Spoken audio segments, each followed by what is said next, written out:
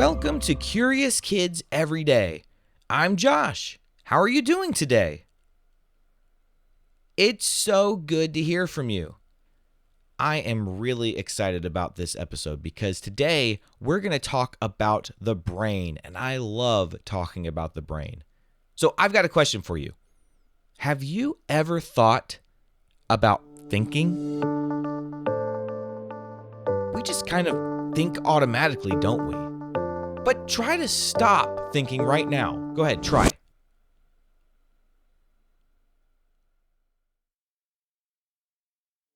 Can you do it? I can't.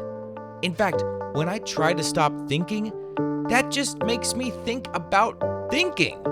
How is that possible? How do our brains work?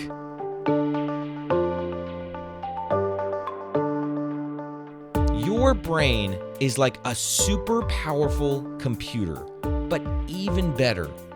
It doesn't just store things like your name or what your favorite food is. It also helps you move your body, feel emotions, solve problems, and yes, even think about your own thoughts. So, how does it all work? Well, your brain is made of special cells called neurons. Can you say neurons? You have about 86 billion of them in your head. Yes, I said billion. Those neurons talk to each other using tiny electrical signals and chemicals. When you're thinking, learning, remembering, or even daydreaming, your neurons are sending messages back and forth super fast. Quick, think about a hamburger. Can you imagine it in your head? I just made your neurons picture a hamburger in your mind. Quick, think about a dog. Can you see him? Can you imagine him barking? Different parts of your brain do different jobs. The front part is called the frontal lobe. Can you say frontal lobe? And it helps you make decisions, solve puzzles, and plan what to do next. So if you're ever doing a puzzle with your parents or with your siblings or with your friends and you're putting the pieces together, you're using your frontal lobe. The top part of your brain is called the parietal lobe. Can you say parietal? And it helps you feel touch. So when you touch things, when you touch those puzzle pieces, you're using your parietal lobe. The back part of your brain is called the occipital lobe. Can you say occipital? The occipital lobe helps you see. So when you look at those puzzle pieces, you're using your occipital lobe to see them. On the sides of your brain, near your ears, is the temporal lobe. Can you say temporal lobe? It helps you to hear and recognize things.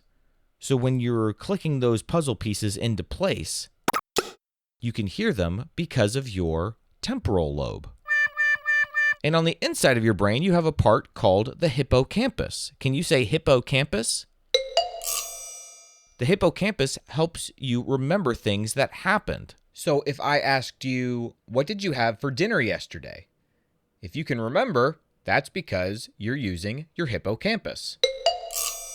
Your brain never turns off, even when you're sleeping. It keeps track of your breathing, heartbeats, and even helps you dream. So when you think about something, like what you want for lunch or a story you made up in your head, your brain is using neurons to fire off messages in a pattern. Hamburger! Made you think about a hamburger again. I helped you create a thought using the neurons in your brain. And you know what the coolest part is? You can even think about your own thoughts. It's called metacognition. And it means your brain can step back and say, hey, what am I thinking about right now? Pretty amazing for something that fits in your head, don't you think? The different parts of your brain all have such interesting names. Do you want to see if we can remember all of them and what they do? Okay, let's run through them again. The front part called the frontal lobe. Can you say frontal lobe? It helps you make decisions, solve puzzles, and plan what to do next. The top part, called the parietal lobe, can you say parietal lobe? Helps you feel touch. The back part of the brain, called the occipital lobe, can you say occipital lobe? Helps you see. On the sides of your brain near your ears is the temporal lobe. Can you say temporal lobe? It helps you hear and recognize things. The part inside, called the hippocampus, can you say hippocampus? Helps you remember things that happened. Okay, now that we've talked about all the parts of the brain, let's answer some questions and play some games and see what we remember. Here's a riddle. I help you dream. I help you learn. I think and plan and take a turn. I'm soft and wrinkly in your dome. What am I? Yep, it's the brain. All right, here's a quick quiz. Are you ready? What are the brain's tiny message senders called? Remember, you have 86 billion of them, and they're the things that send the signals back and forth. When I say hamburger, it's what helps you think of a hamburger. Those are called neurons. All right, this is going to be a tricky one. What part of your brain helps you remember things? Remember, we talked about the different parts of your brain, and the part on the inside, it helps you remember things that happened. I'll give you a hint. It kind of sounds like hippopotamus. It's the hippocampus. Does your brain turn off when you sleep? Nope, it keeps working. It's helping you breathe. It's helping your heartbeat. It's doing all kinds of things. Let's play true or false. I've got 4 for you. True or false? The brain only works when you're awake. Nope, we just talked about that. It's false. The brain is always working. True or false? Neurons send messages to each other. That is true, and you've got 86 billion of those things. True or false? The frontal lobe helps you solve problems. Ooh, do you remember what the frontal lobe does? The frontal lobe helps you make decisions, solve problems, and plan what to do next. So, true, it does help you solve problems. True or false? The brain is the same as the heart. False. They do very different things, but they do work together. The heart helps send blood to the brain, and the brain sends signals to the heart to say, keep pumping. Isn't that cool how they both work together? Would you rather be able to read other people's thoughts or be able to remember everything you ever learned?